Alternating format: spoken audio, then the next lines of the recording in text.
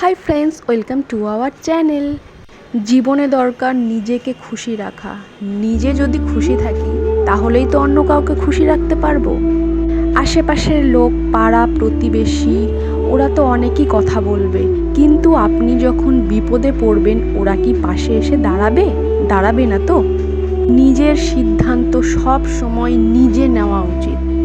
যেটা আপনি ঠিক মনে করবেন ঠিক সেইটাই করবেন। জানি জীবন অনেক কঠিন, তবুও চেষ্টা করতে তো ক্ষতি নেই একটু আনন্দ খোঁজার। অবশ্যই সৎ পথে। একা এসেছি, একা যাব।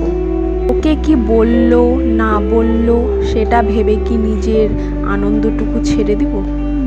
তাহলে তো এটা নিজেরই ক্ষতি হবে। কেন জেনে বুঝে নিজের ক্ষতিটা করব? তাতে কি লাভ? কেন নিজেকে কষ্ট দিব?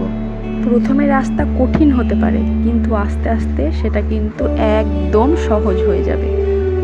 দেখা হচ্ছে পরের ভিডিওতে। ভালো থাকবে সবাই। বাই।